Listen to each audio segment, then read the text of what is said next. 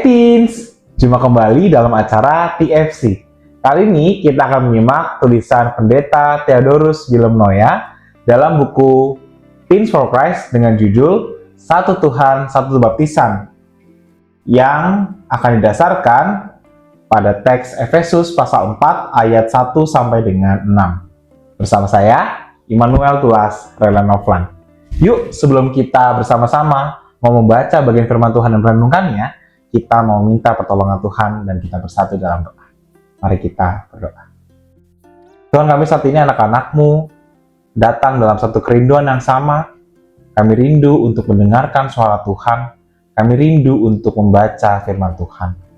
Biar Tuhan saat ini kami dimampukan Tuhan untuk boleh bersama-sama memiliki hikmat yang daripada Tuhan, untuk boleh membaca, mengerti, memahami, dan bahkan dimampukan menjadi pelaku-pelaku firman Tuhan.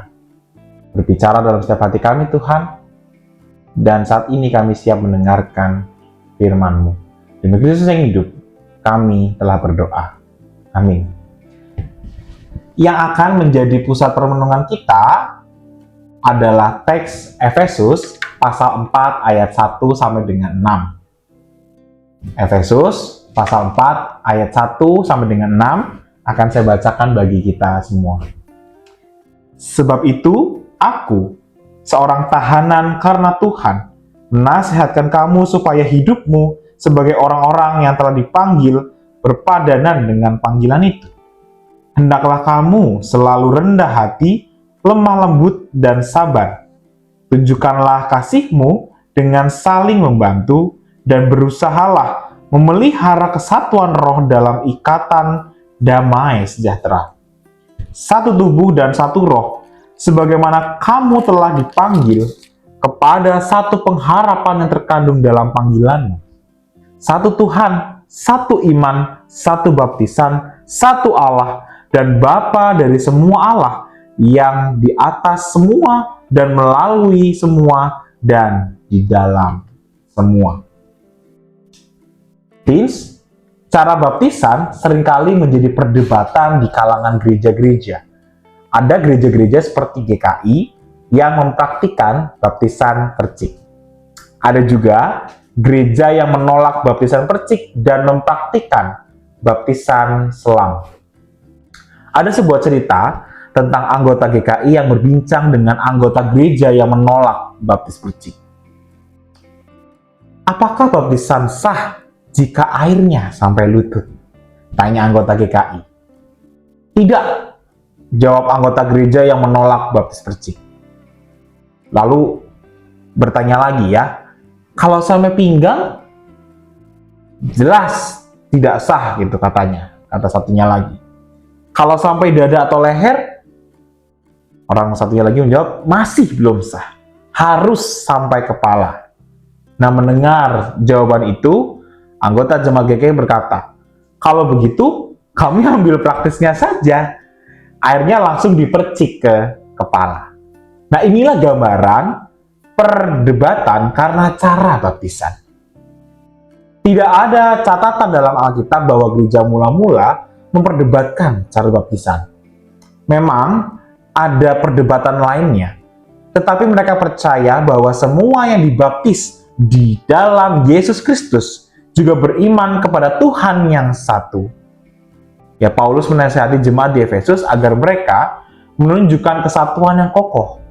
Nah, oleh karena itu, jemaat perlu hidup sebagai satu tubuh dalam satu roh, satu Tuhan, satu Bapa, melalui satu iman dan satu baptisan, ayat 4-6. Nah, jika gereja adalah satu tubuh dalam Allah Bapa, Anak, dan Roh Kudus, maka gereja juga mengakui satu baptisan dalam satu iman. Satu baptisan ini menyimbolkan bahwa semua orang percaya dipersatukan dengan Kristus dalam kematian dan kebangkitannya. Dengan demikian, semua yang telah dibaptis dalam Kristus adalah satu kesatuan dalam tubuhnya yang tidak terpecah belah. Teens, kita semua yang telah dibaptis dalam Yesus Kristus dipersatukan sebagai satu tubuh dalam kematian dan kebangkitannya. Oleh karena itu, tidak ada gunanya mempermasalahkan cara baptisan. Jika kita percaya kepada satu Tuhan, maka kita pun dalam satu baptisan. Ya, untuk menutup renungan ini, marilah kita berdoa. Ya Tuhan, terima kasih untuk firman-Mu yang telah begitu indah menyapa kami dan mengajar kami. Kiranya firman-Mu ini boleh menjadi suluh yang senantiasa menuntun langkah kehidupan kami, bahwa setiap kami dipersatukan dalam satu iman kepada satu juru selamat yang sama, yaitu Tuhan Yesus Kristus yang telah mati dan menebus dosa umat manusia. Kiranya Tuhan, kami juga senantiasa dipakai Tuhan lebih lagi untuk menjadi anak-anak-Mu yang hidupnya berkenan dan menjadi berkat bagi banyak orang sekitar kami. Ini kami Tuhan, kami siap terus dibentuk oleh tangan kasih Tuhan. Kami juga siap dipakai oleh Tuhan menjadi alat bagi kemuliaan nama Tuhan. Demi Kristus Sang Hidup, kami berdoa. Amin. Ya, sekian renungan kita hari ini. Jangan lupa subscribe, like, dan bagikan kepada teman-teman yang lain. Tuhan memberkati.